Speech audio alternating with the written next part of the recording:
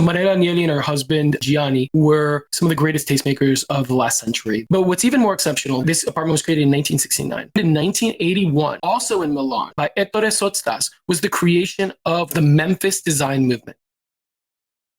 Hi, my name's Sergio Andres, and today I'm really excited to share with you my review of Marella Agnelli's The Last Swan, her autobiography.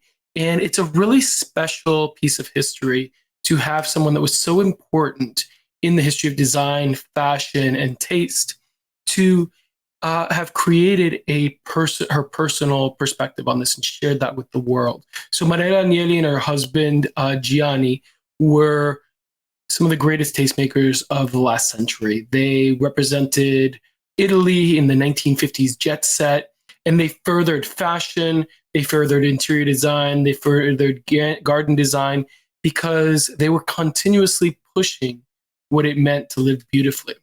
Marella Agnelli shares this. This is a book that she wrote in conjunction with her niece, Marella Caracciola Chia, and I'm so grateful that they did. One of the biggest parts of Marella's life were the homes that she lived in and the homes she created. And this list of places that she lived helped set the stage and the different eras of her life. And she shares the stories of each one. And what's amazing in terms of design history is that each one of these places where she lived, she collaborated with the greatest interior designers, gardeners of the last century and architects of the last century. And I want to jump right in. I want to share my three favorite discoveries from Marella Agnelli's autobiography. And I think that they're all incredibly important. So the first one is actually this one, which is the Brea apartment in Milan, which was done in 1969. And Marella and Gianni had a friend named Gae Aulenti, who went on later on to design the Musée d'Orsay in Paris and a bunch of other places. But she was a friend of the Agnellis, and the Agnellis had, they didn't have a pied-à-terre in Milan. And Milan is a center of financing for Italy. And Gianni, Marella's husband, was the chairman of Fiat, the Italian automaker. And at that point, one of the ways that they talked about their places was that they wanted each decade to create a space where they could house their collection of contemporary art from that decade. So this was 1969, and they wanted a place to put their modern art, their contemporary art from the 60s in that place. And lighting was very important, and they had exceptional pieces. You see some Lalande sheep here. You see Belix by Kenneth Nolan. I believe these are Francis Bacon pieces back here. And lighting was very important. I believe that Gae Aulenti created these spherical spotlights, which could actually be rotated and put into to create the perfect lighting for these contemporary pieces. She was doing very interesting things with walls. This lacquer style shimmer created bouncing lights as well. But what I want to focus your attention on here, and what I think is the centerpiece of this entire apartment, is this piece right here. And it's a table. And it looks like it's another piece of contemporary art. But this actually came out of the mind of Gianni Agnelli. And it was created it's not a piece of contemporary art. He actually took Gae Aulenti to the Fiat factory one day and said, I have this table and I want it to be in my apartment. This was a table of industrial design used by mechanical engineers in the factory. And Gianni loved the design and said, let's bring it into the apartment. And what I believe happened is that they juxtaposed it with this incredible Roy Lichtenstein from 1963 called In the Car. And by placing it in front of here, you see another Francis Bacon here, by placing it in front of this painting, Guy decided to create this blue, this red, and this yellow. And for me, that's an incredible thing because it's a found piece. It's a piece that Gianni recognized and the Agnellis recognized as having an intrinsic beauty and put it outside of its context and then change it a little. That would have been exceptional on its own. But what's even more exceptional, this apartment was created in 1969. What happened in 1981, also in Milan, by Ettore Sottsass, was the creation of one of the most important design movements of the last century, which was the Memphis design movement. The Memphis design movement was defined by many things, but some of the most important parts were bold geometries and color, primary colors. And I believe that this table and this collaboration by Gae Aulenti and the Agnelli family, one of the most incredible architects and tastemakers of the past century, with a couple that defined living beautifully, that this collaboration might have inspired an entire design movement 12 years later in Milan by Ettore Sottsass, the Memphis design movement. So for me, that's just an incredible inception moment that might have changed history between these two incredible tastemakers. The next place I want to show you is another inception moment. And this is for Via Frescot in Turin.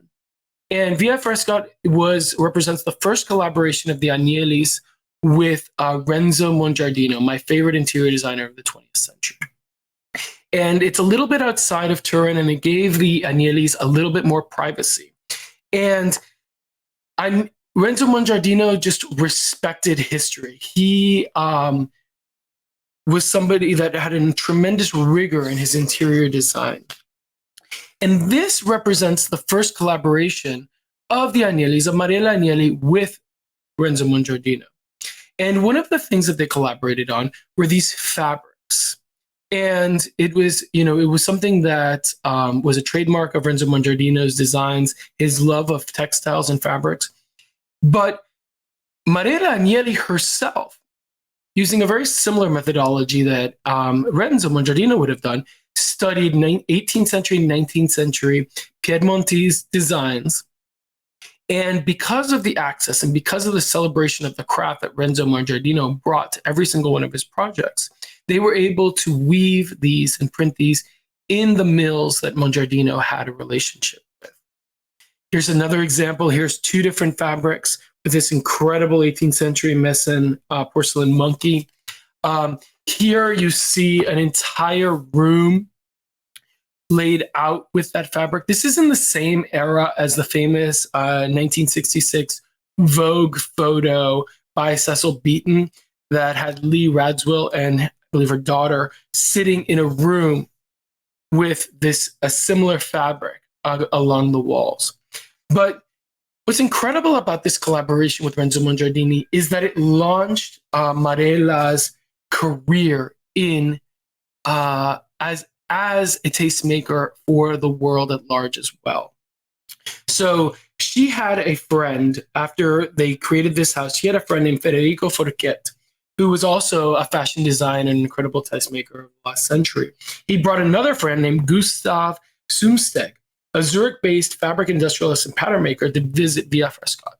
And the exchange, as recounted in this autobiography by Marella Agnelli, was that he showed up and the first thing that he noticed were these incredible fabrics. And he said, "Whose are these?" And she said, "They're mine." And then he said, "Of course they're yours. This is your house.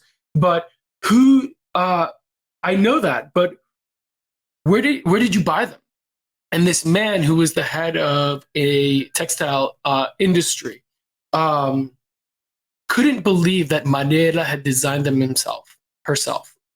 And the next thing that she knew, she was on a plane to Zurich to embark on an unexpected career as a fabric designer. And we're very lucky. And she started designing in 1973 fabrics for the Swiss firm Abraham Zumsteg, followed by collaborations with Rothi and Como Steiner in Paris, as well as Martex and Marshall Fields in the United States. And for her, this was really important because she was a part of a very rarefied part of society.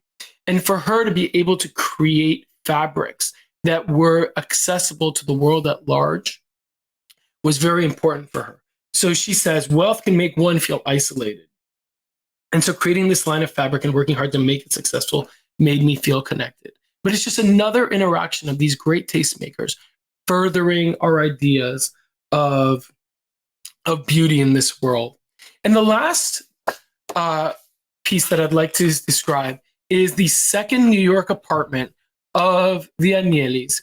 It was on 770 Park Avenue in New York City in a building designed by Rosario Candela, an Italian-American architect. And this was an amazing piece, amazing collaboration, because it is another Renzo Mongiardino collaboration. But Renzo Mongiardino lived in Europe, in Italy. And Marella really wanted him to design this place. And he said, of course I'll design this for you. But the reality with architecture and interior design is that you need someone on the ground. You need somebody there making sure that everything is in place and everything works out. So what Marella and Renzo agreed to is that he would design the living room, the dining room, and the library. And they needed to find a local architect. And the person that was just coming up was a young man named Peter Marino, who you might know about because he's one of the great design geniuses of the 20th century and until today. He's designed luxury boutiques for Chanel, Louis Vuitton, and this was one of his first jobs. He had done a few jobs in New York before with Jed Johnson, Andy Warhol's boyfriend.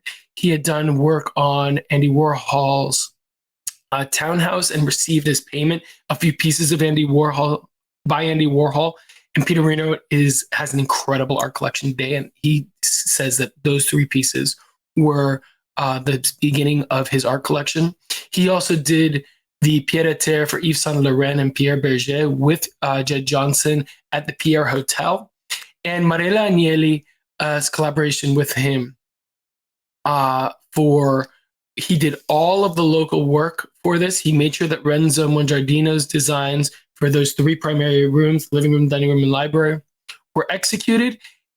But then he also was able to do the rest himself. This is another room by Renzo Mongiardino. Incredible art, incredible textures, all executed by Peter Marino.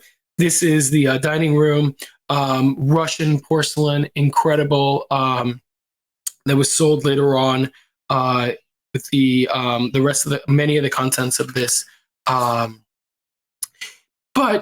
you see a lot of the Peter Marino magic. I'm sure this hallway, this painting, which has a striking resemblance to Gianni Agnelli, this console, this entire look, Peter Marino, early Peter Marino before he was the incredible world-renowned genius that we know him as today.